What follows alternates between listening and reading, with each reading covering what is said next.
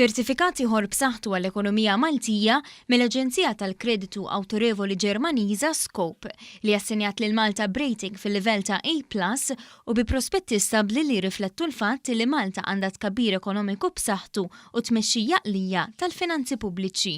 Fl-ewwel analiżi tagħhom tal-ekonomija Maltija, l-ekonomisti indipendenti tal-Aġenzija osservaw fost oħrajn it-tkabbir ekonomiku b'saħħtu ta' Malta li huwa l fuq mill-medja Ewropea.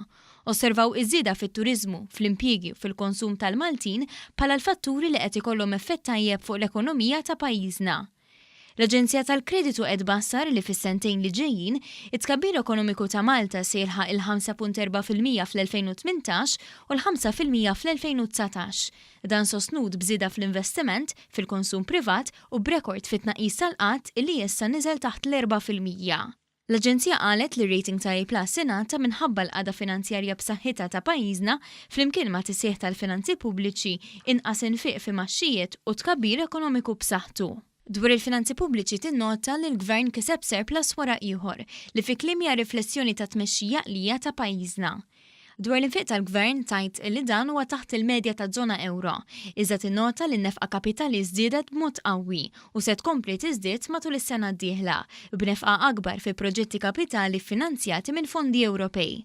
L-Aġenzija Scope żiedet tajt li l-politika finanzjarja b'saħħitha tal-Gvern waslet biex b'mod konsistenti tnaqqas id-dejn u tinnota li fl-aħħar sentejn dan naqas bi 8% meta mqabbel mal-prodott domestiku gross, riżultat ta' tkabbir ekonomiku b'saħħtu u żieda fis-surplus. Qalu li Malta se jibqa' jkollha surplus matul is-sena d-dieħla, sostnu bżieda fl-importazzjoni u l-irwol tagħha bħala ċentru finanzjarju. Tinota wkoll iż-żieda fil-parteċipazzjoni tan-nisa fis-suq tax-xogħol u riformi li beda l-Gvern biex aktar żgħażagħ ikomplu jistudjaw bilan li jilqgħu għall-isfidi tal-ekonomija tal-futur.